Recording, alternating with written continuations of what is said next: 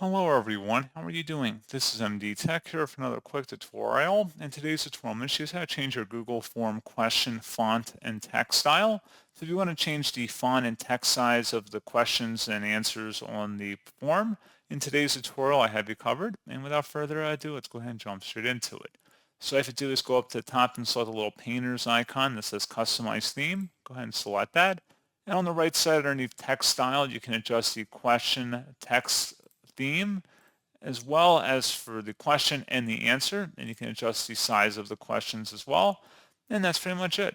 So as always, thank you guys for watching this brief tutorial. Do hope that was able to help you out, and I do look forward to catching you all in the next tutorial.